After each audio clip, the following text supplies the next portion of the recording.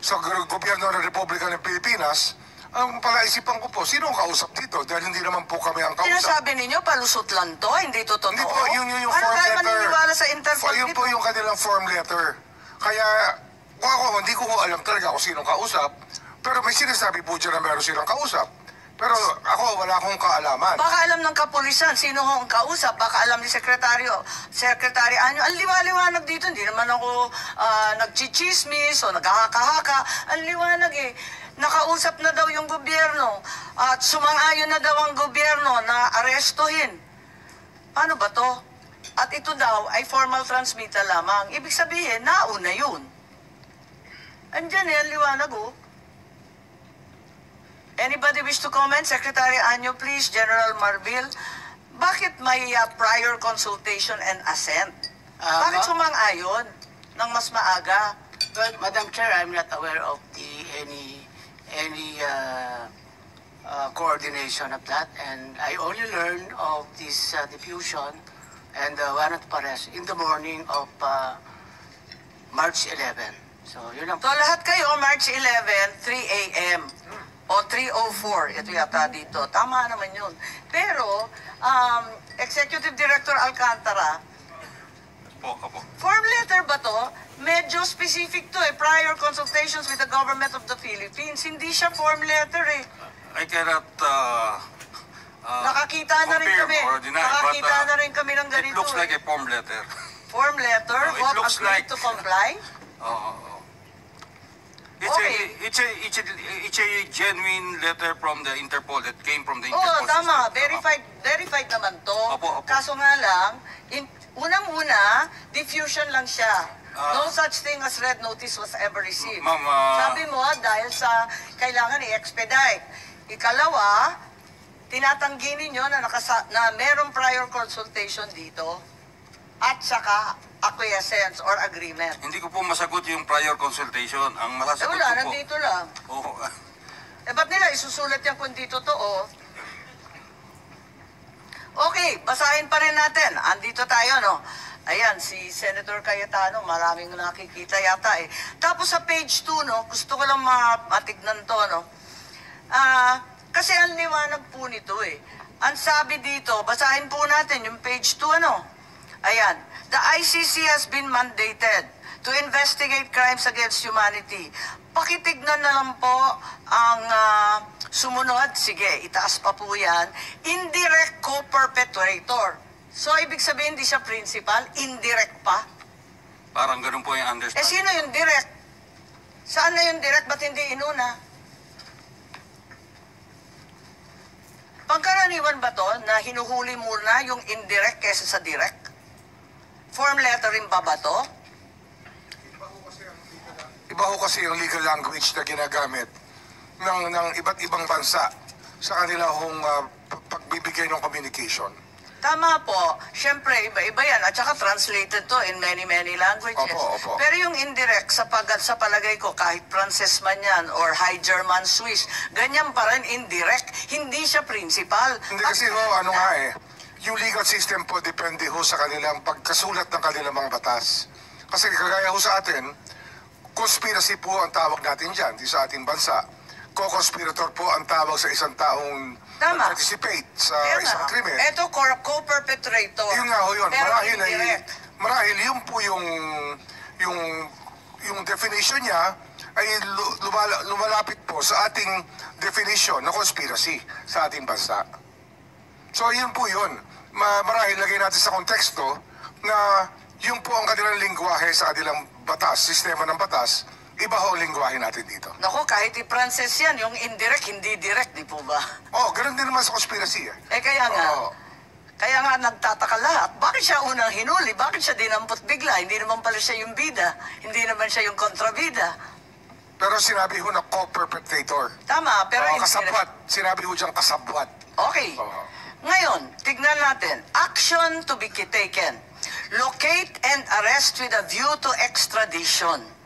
Assurances are given extradition will be sought upon arrest of the person in conformity with national laws or the applicable bilateral and multilateral treaties. Ibig sabihin, Hindi yung kidnapping or yung Hindi po extraordinary kidnapping. Wala hong rendition. nangyaring kidnapping, ma'am.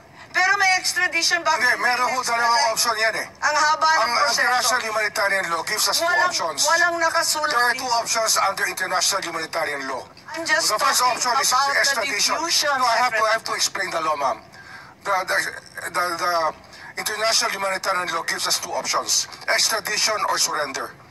And we chose the surrender path, ma'am, not extradition. So despite the myriad and ironclad commitments to Interpol, hindi tayo sumunod dito sa hinihingi. Hindi mo sila familiar sa system Ang natin eh. hinihingi nila, extradition, hindi surrender. Di po Hindi- ba?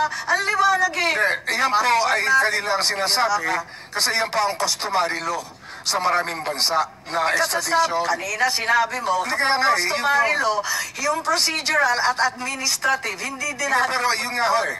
Hindi nila alam yung ating batas eh. Hindi mo nila alam na meron tayong Republic Act 9851 na nagsasabi pwede extradition o pwede surrender. Teka, Ang pinili po namin executive action po, surrender po. Tapusin muna natin yung sentence kasi meron pang karugtong. Extradition will be sought upon arrest of the person in conformity with national laws. Susunod tayo sa 9851. Yes, yun ang sinunod dyan, 9851. O, sige. And hindi extradition ang aming ginamit, kundi surrender.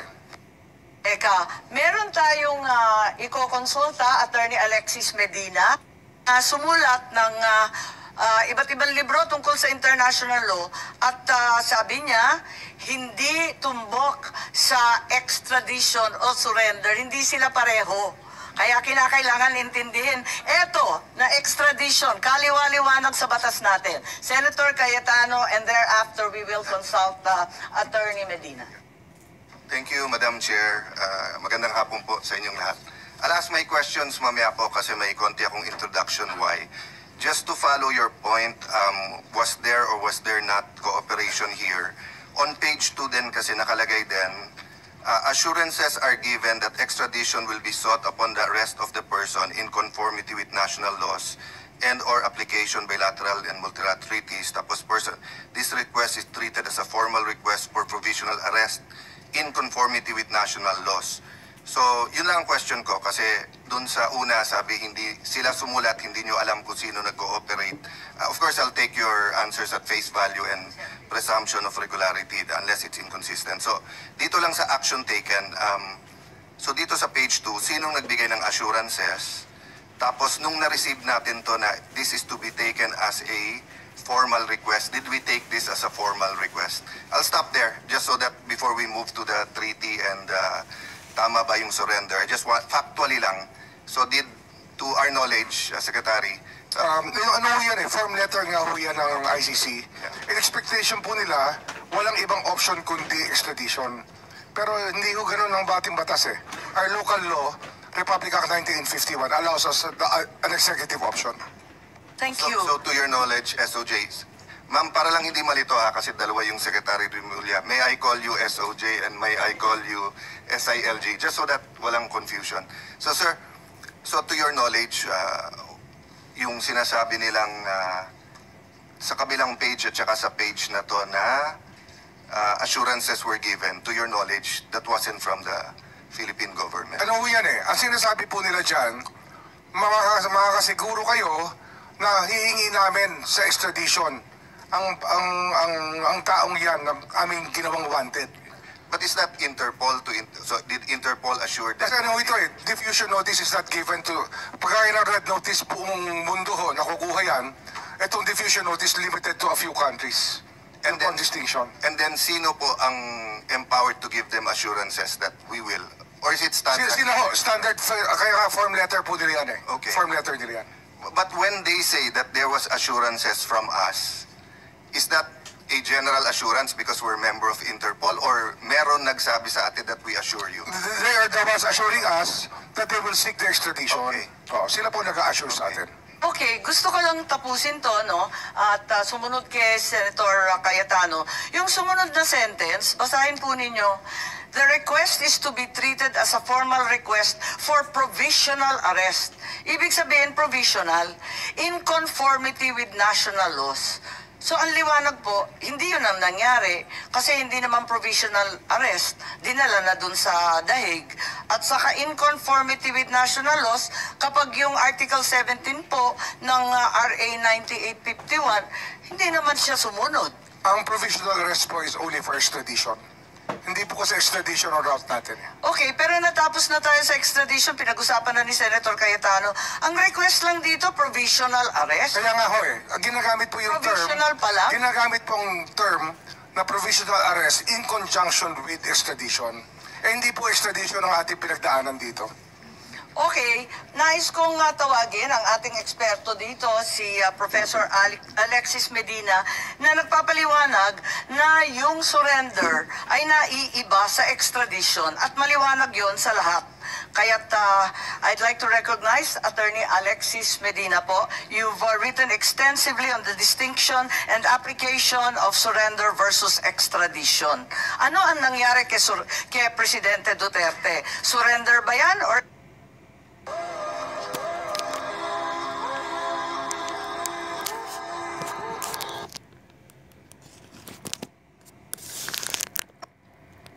cabinet secretaries and distinguished members of the executive branch. Okay. Also, Senator Cayetano, good afternoon, Senator Bongo, Senator Jingo Estrada.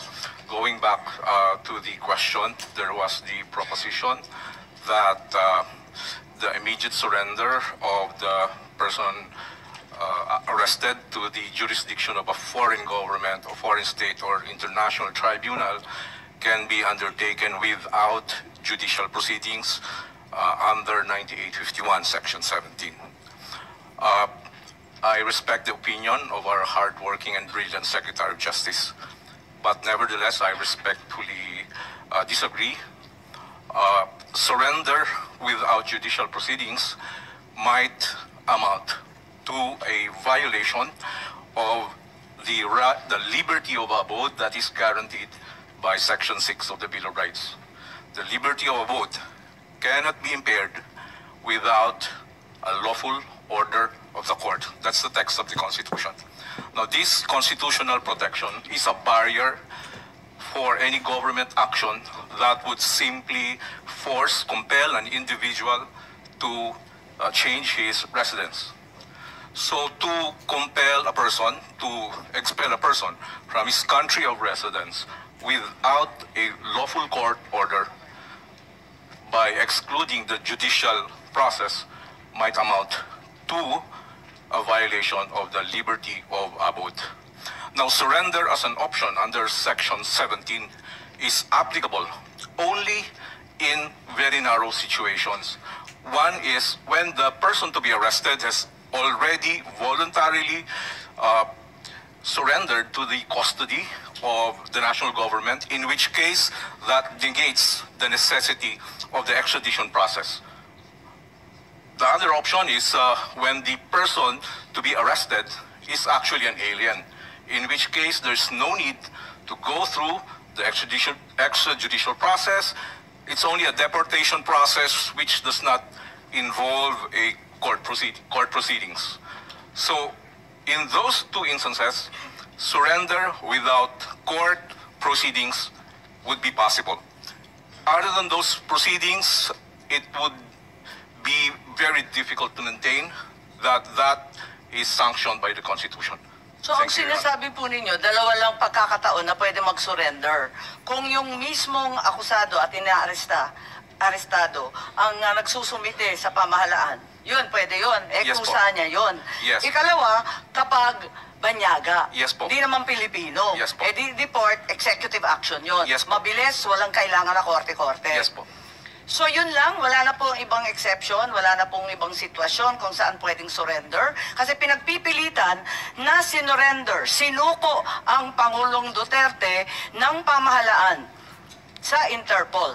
Yun ang pagkaintindi ko sa sinasabi kanina. Sinasabi ninyo, hindi po pwede yun. Dalawang pagkakataon lang ang po pwede isuko ang isang Pilipino. Yung isa pa nga, hindi sa Pilipino. Attorney Medina po.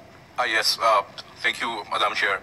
I stand by my statement. There may be possibilities that surrender can happen in other situations, but certainly surrender of a person necessarily requires the lawful order of the court.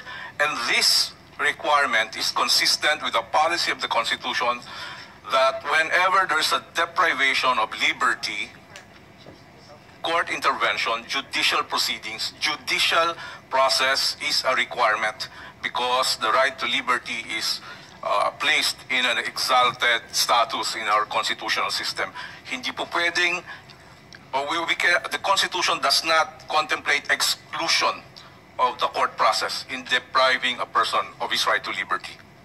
Kung hindi pwedeng isuko ang isang Pilipino na hindi pumapayag, hindi naman voluntary, ang ibig mo sabihin, ang iba pang pagkakataon, extradition na. Yes, That's the only legal process to enforce surrender to the ICC. I-extradite na kapag Pilipino ka. Tama po ba? I agree, Madam Chair. Thank you. And extradition is a judicial proceedings. Involves judicial proceedings po. No, may Okay. I At respond? maliwanag din dito, maski yung Interpol mismo, sinasaad na kinakailangan provisional arrest, extradition to be applied for in conformity with national laws. Sinasabi nga sa ating konstitusyon, sa ating Korte Suprema lamang at sa mga iba't iba pang korte. Kasama pa ba yung korte sa ICC? If I may comment, Your Honor, can I give the context for my statements? Yes, please. Yeah, okay. My apologies. I had to answer the question directly. I was invited on the basis of a post I made online, a legal opinion on the arrest of the former president. I'd like And also your qualifications as an international lawyer. No, I'm a teacher of constitutional law. I taught at San Sebastian College, Recoletos, Manila, the Polytechnic University of Manila, and the New Era University. I also give lectures for bar review examiners. Okay. When I posted a legal opinion on the arrest of the president, to my surprise, it gained public traction. And my objective in posting that is really for academic discourse, not for any legal or political advocacy. I'd like to make it clear to everyone in the room, I am not here as a partisan. Okay, I am not involved in any political activity. My views that I posted are from the detached perspective of an academic. Full disclosure po, I've never met you before. Yeah, opo. I've only read you, thank you. Yeah, thank you po. And to be honest po, 2016, I did not even vote for the former president. I was counsel for Grace Poe. Okay, so Senator Grace Poe. So my view that the arrest and detention and expulsion of the former president may have infringed several constitutional guarantees in favor of the former president. Thank you. Thank you very much, Madam Chair. Attorney Medina. I think Senator Cayetano Yeah. has evinced his desire to Well, interpolate. full disclosure then, I'm trying to be non-partisan. I ran as an independent last election, no political party. But I did vote for the president in 2016. No? So I saw the SOJ raising his hand. Would you like to give your comment now? Or I'm actually going to ask him questions on this. Then I'll ask the chair to give you time to rebut. I or would like to hear your questions Okay, and answers. thank you for that. So sir, tayo ba nag-meet na rin ba tayo? I don't think so, sir. I don't think so. So yeah. So I don't mean to be rude, and I thank you for your, volunteering your opinion. Kasi nga, basically there's so much confusion. So we're trying to get through the confusion, not only for today, but also for tomorrow, to make sure that we respect our constitution and everyone's right is protected. So my first question, do we, in this room, do we all agree that if there's conflict between international law and our constitution will prevail? Yes, Your Honor, that's the doctrine of constitutional supremacy. You agree, SOJ? No? Yeah. If there's conflict, di ba? Kasi sinabi naman sa Constitution that international law forms part of the land of the law. So if there's no conflict, wala tayong problema. Okay. So having said that, one of the fundamental or yung anchors or foundations of the Philippine Constitution, also from the U.S. Constitution, is Section 1 of the Bill of Rights, that no person shall be deprived of life, liberty, or property without due process of law, nor shall any person be denied equal protection of law. Agree, sir? Yes, Your Honor. Okay. So, when we arrest someone, we're depriving him of liberty. Yes, Your Honor. When we deport someone by virtue of a warrant arrest, let's say like in the case of Congressman Mark Jimenez extradition with the U.S., we're depriving him of liberty. Yes, Your Honor. Okay. So when we, I don't know, alleged lawful arrest, let me just use it that way while we're determining of former President Duterte, and then putting him to a plane to hey, we deprived him of liberty. Yes, Your Honor. Okay.